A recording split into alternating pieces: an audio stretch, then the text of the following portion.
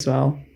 Did your early years with Taekwondo, did that help at all with Muay Thai, Libby? I think so, yeah. I think that walking to the gym the first time, having that background, definitely with the kicks, like not so much with the punching. Taekwondo is more of a kicking sport. So, I mean, some of my kicks, I still use some Taekwondo kicks. So like the question mark kick is more of a Taekwondo kick, and like the spinning back kick, things like that. Like I probably wouldn't throw a spinning back kick in a fight, but yeah, you like play around with it in sparring, and it's a bit of fun.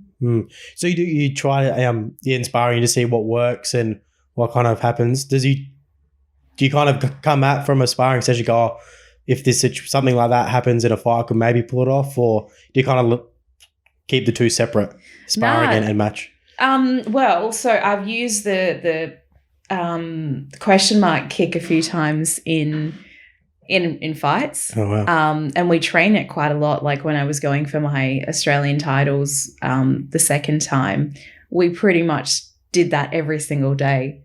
After class, we would just practice that because it's different. Yeah. And things like that can be a game changer. Yeah. Because, you just don't expect it to come out of, you're seeing a kick come down low and then all of a sudden it's being flicked up high. It's, in Muay Thai, you don't expect that. You don't see it much, no. Yeah. Do you kind of try to set it up? Like, do you hide it with a few other kicks and then come out behind with that, or? Yeah, usually. I think one time I got caught. I didn't set it up, and she caught the kick, but I turned it into more of so she caught my kick, and then I punched on the end, so that actually scored a knockdown with that. Oh wow. But yeah, so you really should be setting it up with the hands, because you can sort of see the kick coming from a mile away if it's just straight kick. Yeah. Yeah. I don't know. I guess maybe I'm not as experienced though. Every time Brian throws one at me or someone else throws it at me, I always get caught. But that's learning. And it is. And look, you can, in theory, you can say, look, I'm going to do this next time, but until you drill it 100 times, it doesn't come out naturally. Yeah, I always get caught.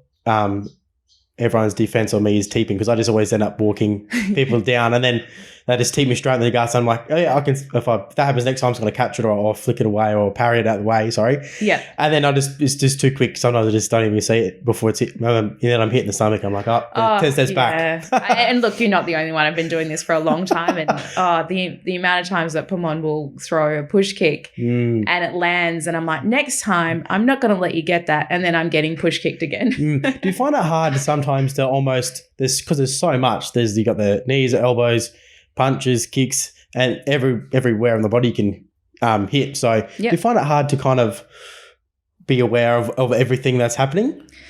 At the start, like when you first start sparring, it is so overwhelming. It's not funny. It's just like, I remember thinking, there is no way I'm going to get used to this. But you do, and it's just about breaking it down into things that you can learn in bite-sized pieces. And it's never going to be perfect because everyone has their own style, so you always get caught with something.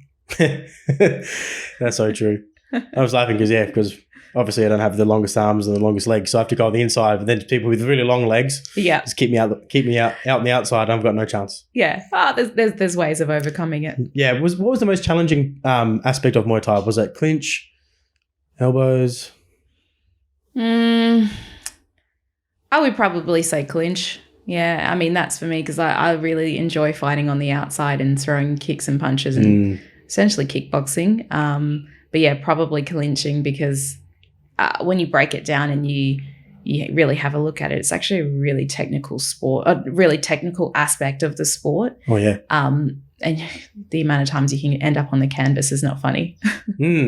So yeah, not even by knockdown too, like just the sweeps and when you're in the clinch and it's just essentially a sweep and the roll, just the whole body strength.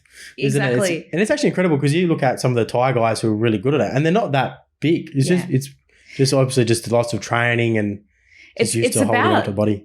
Yeah, it's about using the opponent's body against them. So like if you're against someone that's really strong and they're pushing and they're putting all their body weight on you, there's ways of using that against them and putting them on the canvas and making them look silly. So yeah, again, it's just a really technical part of Muay Thai, which you just need to drill and drill and drill and drill and drill some more.